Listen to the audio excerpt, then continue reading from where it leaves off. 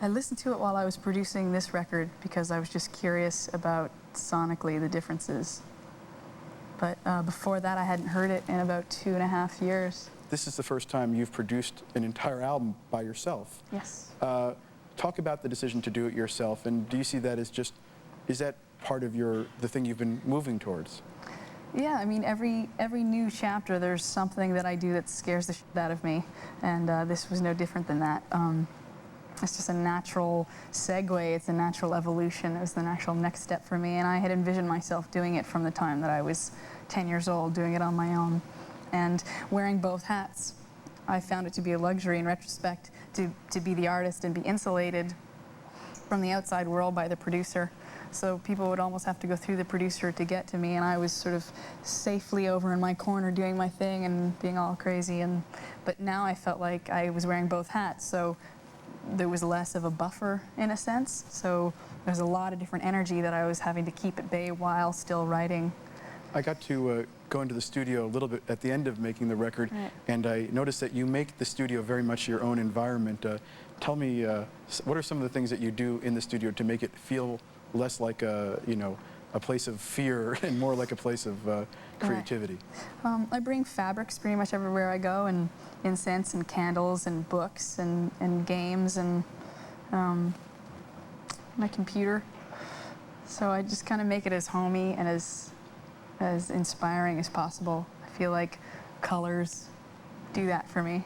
Now I hear echoes of Jagged Little Pill in this record. It's almost, and there's some songs I don't think that made the final version of the record where I literally feel like it's that same girl getting on the plane to go to LA. Oh yeah. Looking back from different perspectives. I Yes, think there was one Unprodigal Daughter. Unprodigal Daughter that was like that. And another song on the record that seems incredibly powerful to me is one called Flinch. Where did you write that? Where were you at emotionally, spiritually when you wrote that?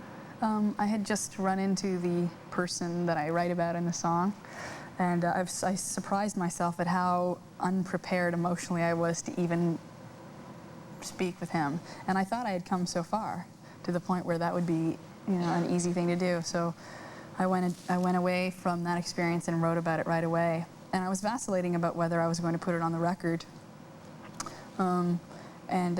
I was literally vacillating about it this one afternoon, and I was standing in front of a bank, and the person that I wrote the song about, who I hadn't seen in 7 years, was walking right towards me. And I just saw him, and I froze, and he was about to look up, and I just turned away and walked away like a little pussy, just totally like a little cat, and just totally walked away. And I felt like at that point I had to put the song on the record, because it was like I was revisiting the exact subject matter that I had just written. And has he heard the song, do you know? I don't think so. But he will, no doubt. And anytime I write songs about him or anybody, I never write it for the sake of getting back at them or seeking any sort of revenge. So it's definitely not written for the sake of any sort of punishment for the person. It's more just wanting to speak the truth.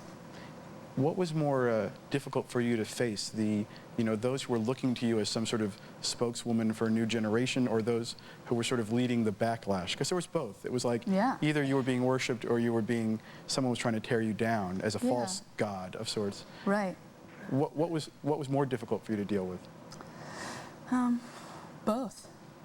Both of it was pretty overwhelming, and I had inner conflict all the time. I found myself at award shows or all kinds of places where there was praise, and I would have a conflicted relationship with it. And some people would say, "Hey, this is just really sweet recognition," and then I would say, "I know, but there's an element of it feeling like I'm winning, or I'm better than someone else, or that I'm separate, and that I'm separate from people," and that part was really disconcerting for me.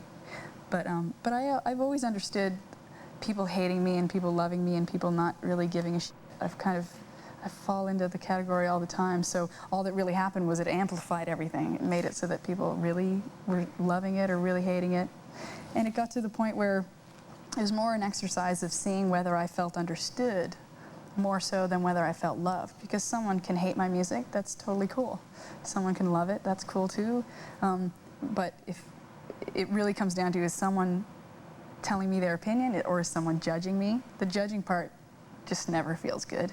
But and then it, like I said, it became more of whether I felt understood or not. So some articles or some people's comments or thoughts, I would think, oh wow, I think they really understand why I'm doing what I do, or they understand my insecurity here, or they understand how confused I am here, or how on fire I am here, or not. So it was more like I got to know people based on how they viewed me more than anything else. It really tells me more about them. Okay, you bust